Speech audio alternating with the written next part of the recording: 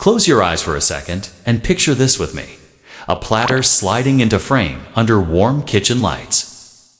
Piled high with pieces of fried chicken so crispy you can almost hear the crackle before your teeth touch it. The crust is craggy and deeply golden, little pockets of steam pushing through the ridges. Now a slow pour of deep red orange sauce drapes over the top, clinging to the valleys, glazing the ridges, tiny flecks of chili and garlic catching the light. As the camera pushes in, you see the shine, you see the texture. And you just know the first bite is going to be spicy enough to wake up your senses, but balanced enough that you go right back for another piece before you've even swallowed. That, right there, is the moment that converts people into lifers for spicy fried chicken. I didn't grow up in a house that deep-fried every weekend, but we did have heat nights. Someone would bring home a random hot sauce, sometimes a reliable classic. Sometimes a strange souvenir bottle shaped like a grenade we'd challenge each other. Dip, bite, breathe, react. The good sauces were never just hot. They had body, temps, a little sweetness, maybe smoke, maybe fruit. Years later, when I started cooking professionally, I went hunting for a sauce that did what those memory bottles did but cleaner, brighter, and tuned to fried chicken so the acidity cut the fat. The heat bloomed slowly, and the flavor lingered instead of burning out your taste buds. I couldn't find exactly what I wanted on a store shelf, so I built it at home, one small batch at a time. Tweaking peppers, vinegar ratios, and how long I let the aromatics sweat before hitting the blender. What I learned is that the best homemade hot sauce isn't about punishing heat. It's about layering flavor so every bite of chicken stays exciting. Pepper choice matters, but so does how you treat the garlic. How you balance the vinegar with natural sweetness, and when you add salt. Texture is part of flavor too, the way the sauce grips the crust versus sliding off like water. Once you dial that in, your fried chicken stops being fried chicken with hot sauce and becomes one complete dish. Unified, craveable, and honestly kind of dangerous because friends don't leave leftovers when this sauce is on the table. So, let's make it together. Today, I'm sharing my secret recipe for homemade hot sauce. Perfect for taking your fried chicken to the next level. Grab some space on your counter, clear a cutting board, and we'll start laying out the fresh, flavor-forward ingredients that do the heavy lifting in this sauce. As we go, you'll taste along with me, learn what each ingredient brings to the party, and start trusting your own palate to tune heat, temps, and body exactly where you like it. Ready? Let's pull everything into the light and get cooking. On the counter in front of me, we've got the real stars of this show lined up like a colorful little orchestra, each ingredient ready to hit its note. Let's start with the peppers because, let's be honest, they're the ones setting the stage. I'm going with a mix of fresh red chili peppers and a few fiery little habaneros for that deep heat. The reds give you body and brightness, while the habaneros sneak in a fruity undertone that dances around the spice like a background beat. If you've only ever tasted heat as one-dimensional just hot, this is where everything changes. When you slice into a fresh chili and catch that aroma, sharp but sweet, almost floral, and you know something good is coming. Right next to them, we've got garlic plump, fresh cloves, not that sad pre-minced stuff sitting in a jar. Garlic in this sauce doesn't shout, but it whispers depth. That warm, savory note that makes you want just one more bite every time. And then there's onion, just a small one. It's going to bring sweetness as it cooks down, which matters because heat without balance is just punishment, and nobody wants that. When you take the time to soften those aromatics gently before blending, you're rebuilding flavor like a slow crescendo, instead of dumping everything into a blender and hoping for the best. Now, let's talk about vinegar. This sauce leans on good quality white vinegar for that sharp tang that cuts through fried chicken's richness like a knife through butter. You want that acidity not only to balance the fat, but to brighten the entire bite, lifting every other flavor. And for a subtle layer of sweetness, I'm pulling in a touch of honey. You could use sugar, but honey wraps its sweetness in something rounder, warmer, and I like that complexity. Just enough to take the edge off the vinegar and mellow out the heat so you're not tapping out after 2 bites. And then there's salt. Seems simple, right? But here's the thing. Salt is your amplifier. It wakes up the peppers, deepens the garlic, and makes sure that tangy note hits the way it should. Don't skimp and don't rush adding it either. You'll taste as you go and adjust until it sinks. Holding this little bottle of olive oil, I know someone's thinking, why oil in a hot sauce? Here's the secret. A splash of fat softens the harshness of raw spice and helps the sauce cling like velvet to your chicken. It's not a lot, but it makes a huge difference when you drizzle, dip, or toss those crispy pieces. As I run my fingers over these ingredients, I can already taste where we're heading fiery. Yes, but also tangy, a little sweet, deeply savory, and rich without being heavy. That's the power of choosing the right ingredients and keeping them fresh. Pre-made sauces can hit you with salt, preservatives, and that flat, predictable heat. But this feels alive. It's a sauce with personality, ready to transform every bite of chicken into something worth craving. Now, let's roll up our sleeves and start turning these raw notes into a smooth, balanced masterpiece. First things first. Grab a sturdy pan and set it over medium heat. Because we're going to coax every ounce of flavor out of these ingredients before they even hit the blender, I like to start by adding just a little splash of olive oil, enough to coat the bottom so nothing sticks. As it warms up, you'll feel that anticipation building the same way the air smells right before dinner at your favorite spot. That's the vibe we're creating in your own kitchen. Toss in the garlic and onion first. Hear that soft sizzle. That sound is flavor unlocking. You don't want them to fry or turn dark. Keep them moving so they go from raw and sharp to mellow and sweet. This step might feel small, but it changes everything. When you take the time to soften your aromatics instead of just blitzing them raw, your sauce gets depth, like layering instruments in a track instead of playing a single note on repeat.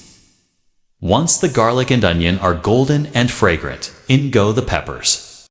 The color alone will make you smile bright reds and fiery orange against that soft gleam of oil. Stir them gently, letting the skins blister just enough to draw out their natural sweetness. It's like the peppers are opening up to you, giving everything they've got. At this stage, the kitchen should smell like a warm warning. You know heat is coming, but it's not aggressive. It's inviting. Now pour in your vinegar. That sharp hiss as it hits the pan. That's acidity waking up the whole mix. This is where you add the honey too, letting it melt and weave through the sauce, softening the edges of all that fire. A good pinch of salt follows. Remember, you're not seasoning to finish. You're seasoning to build. It should taste bold now, but not harsh. Give everything a good stir, and then this is key. Turn the heat down low and let it simmer. Not 5 minutes, not 10. Give it time. 20 minutes is my sweet spot. This is where the magic happens, where raw heat becomes a complex, rounded flavor. You'll see the liquid reduce slightly, the peppers turning silky, and the whole thing taking on this deep, vibrant glow. While it simmers, I always tell people, patience isn't just about waiting, it's about trust. Trust that slow heat is unlocking layers you can't rush. If you've ever tasted a sauce that feels harsh or flat, odds are someone didn't give it enough time to marry those flavors. After the simmer, let it cool for just a few minutes before you blend. When it's safe, transfer everything to a blender and let it whirl until you've got a smooth, glossy sauce. Taste it. Does it sing? If it feels too sharp, a touch more honey. Too sweet, a splash more vinegar. This is where you own it, tuning it to your palate. What you'll have now is liquid gold with attitude thick enough to cling to chicken, vibrant enough to wake up your taste buds. And now, we take it to the next level, pairing it with fried chicken so crispy it can handle all that boldness without losing its crunch.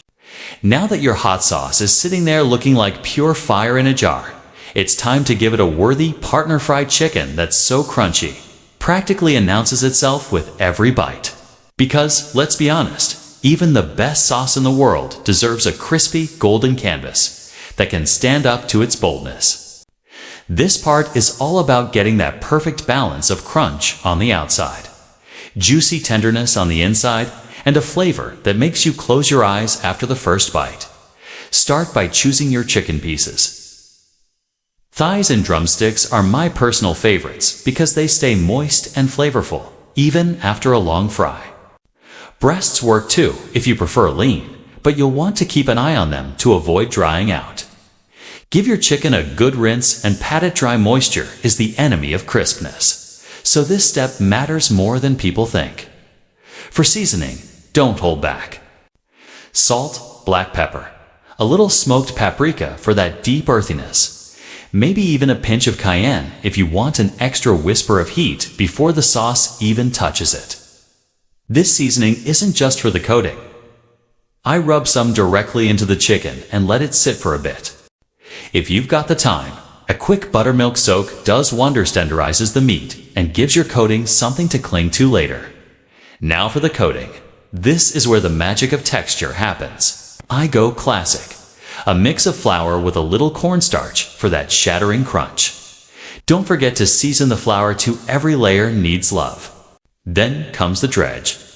Chicken into the flour, into a beaten egg wash, back into the flour. Press it in, don't just dust it. Those little ridges and crags you're creating, they're going to turn into the crispiest bits once that chicken hits the oil. Speaking of oil, heat is everything. You want it steady around 350 degrees Fahrenheit to cool, and your chicken will soak up oil like a sponge.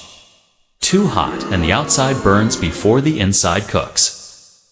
Drop a piece in and listen. That steady bubble means you nailed it. As the chicken fries, the kitchen fills with that irresistible smell, and you can almost hear the crunch forming.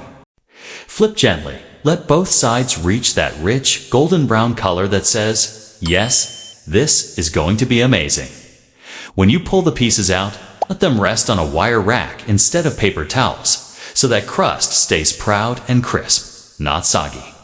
And now the best part, we introduce that beautiful, glossy hot sauce to the party. You can drizzle if you're feeling classy, toss if you're going all in, or even serve it on the side for a dip. First bite, second approach. Watch as the sauce clings to those ridges, seeping into every groove without drowning the crunch. This is the moment where everything comes together. The spice, the temps, the sweetness of the sauce wrapped around that crunchy, juicy chicken. And the best part? It's yours. Made with your hands, tuned to your taste, and ready to impress anyone lucky enough to share a plate with you. Look at this plate for a second. Just take it in. Crisp golden chicken stacked high, each piece glazed with that vibrant red sauce you made from scratch, shimmering under the light like a promise. Around the edges, little beads of sauce pool, just enough to tempt you for that extra dip. If you've got some fresh herbs, parsley, maybe a sprinkle of chives, drop them over the top for a pop of green. Not just for the photo, but because that tiny hint of freshness against all that heat and crunch, perfect contrast. Here's what I love about this moment. You've created something bold, something unforgettable, using ingredients you probably had lying around. You didn't settle for store-bought sauce that tastes the same every time. You've built layers: heat from the chilies, temps from vinegar, warmth from garlic and onion, sweetness from honey, balanced so every bite keeps you coming back. That's the magic of homemade. It's personal, it's flexible, it's yours. Store-bought hot sauce has its place, sure, but let's be honest, doesn't adapt to you. It doesn't let you decide how fiery or how tangy. It can't capture that pride you feel when someone takes a bite and says, "Whoa, you made this?" And now you know you can make this anytime. Change the peppers for different flavors. Go tropical with a hint of mango, or throw in smoked chilies for a deeper, barbecue-like profile. This sauce isn't just a recipe. It's a starting point for creativity every time you crave that fiery kick. Before you dig in, and trust me, I know it's hard not to grab your camera, snap that shot, and share it with the world. Tag me, tag your friends. Let people see what's possible when you take a little time to make something your own. And when you finally take that first bite, listen to that crunch. Drop a comment below and tell me, what would you add to make this sauce truly yours? Extra garlic, a hint of smoke, something wild like pineapple. I can't wait to see your ideas. Feel the heat creep in, then mellow under that subtle sweetness. With the vinegar cutting through the richness like a bright note in a song. That's not just food. That's a full experience, built in your kitchen. If you loved this, don't stop here. Hit that subscribe button because I've yet got so many more recipes to bring into your home dishes that make you feel proud, excited, and maybe just a little adventurous. And most importantly, share this with someone who needs a little spice in their life. Because meals like this are indeed meant to be eaten alone. They're meant to be celebrated.